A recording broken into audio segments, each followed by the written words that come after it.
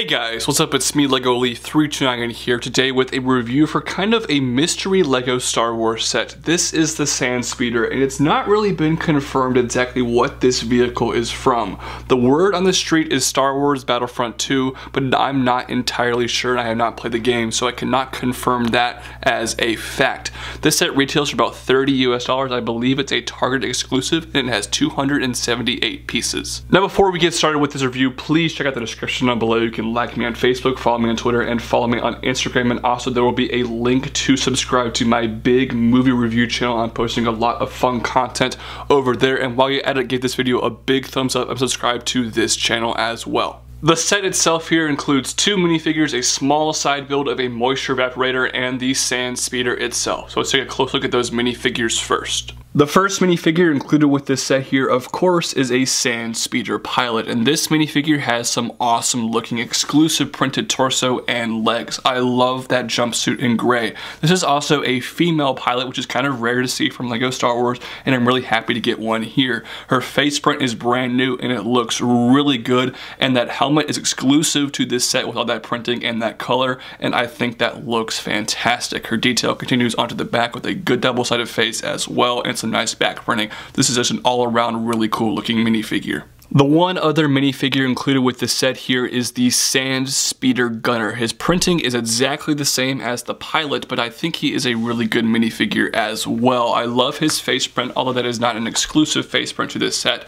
Definitely my favorite part about this minifigure though is the exclusive printed helmet. The details on the side of that helmet there are awesome. They really look good. He also has some nice back printing and a pretty fun double-sided face. Before we get to the Sandspeeder itself, let's take a closer look at the small side build included with this set, and that is the moisture evaporator. Now LEGO has made a number of moisture evaporators over the years from LEGO Star Wars, and I think this might be the best one yet. Its design is pretty clever for a small piece count, and it looks very good. It also has a fun integration of a small burp piece, a big ugly rock piece, using some snot techniques on the bottom here. I think this design here is pretty cool, and this thing looks pretty good from most angles besides the back here. It's very empty and kind of just juts out over the corner here.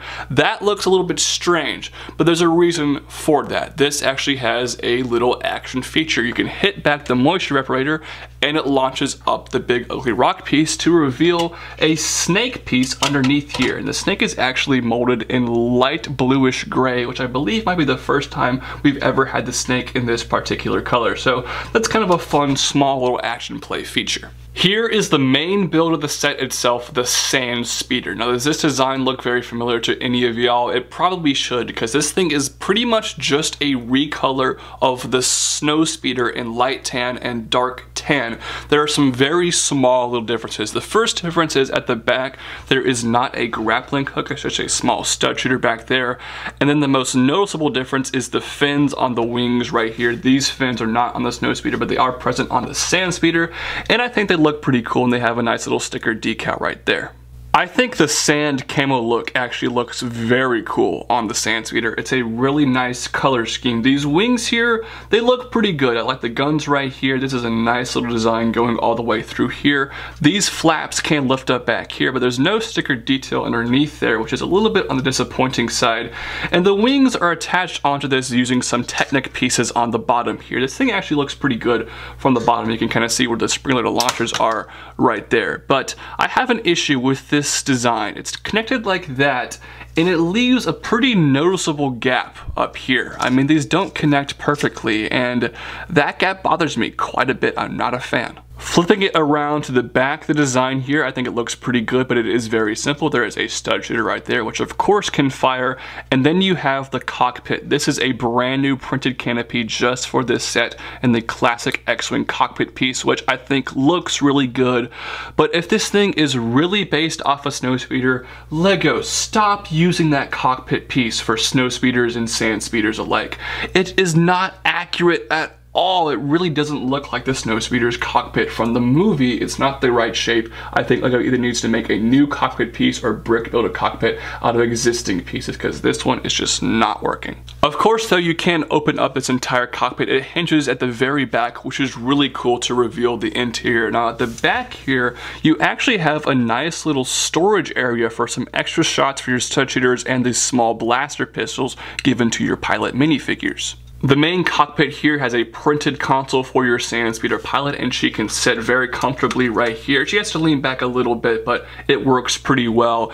And then the gunner seat here, I really like what they did with this. He too also has a very nice printed console piece right there, which I do like. And there's actually a very unique way of putting your gunner minifigure inside the cockpit right here. Basically, there's actually not enough room to simply just put your gunner minifigure sitting inside the cockpit like a normal LEGO minifigure would. So what you have to do is kind of bend his legs like this and then slide his legs underneath his printed control panel piece right there. This is actually really unique. There's no studs holding him in place, but he's pretty much just wedged underneath there, so he's not going to fall out. So I think that's actually a really unique way of putting the minifigure in this cockpit. And then you can close the cockpit over both the minifigures. They fit in there pretty snugly, and it looks really cool. Alright guys, final verdict here on the Sandspeeder. This is such a weird and unique LEGO Star Wars set, and I'm willing to bet we're never going to get a Sandspeeder ever again from LEGO, so that makes this thing even more unique and fun to get.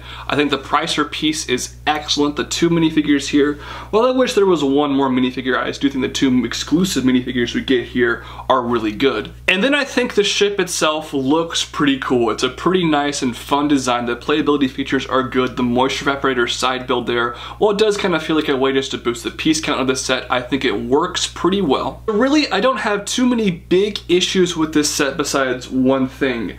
The design of this Sandspeeder here feels like a design from maybe like 2009.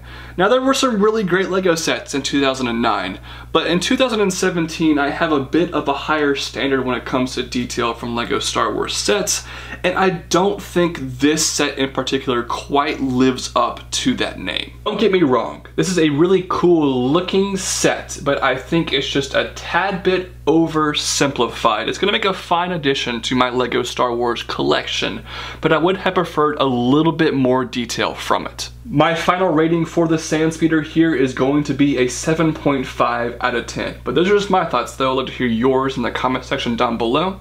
I hope to see you guys later with more LEGO Star Wars review. LEGO Lee329, signing off.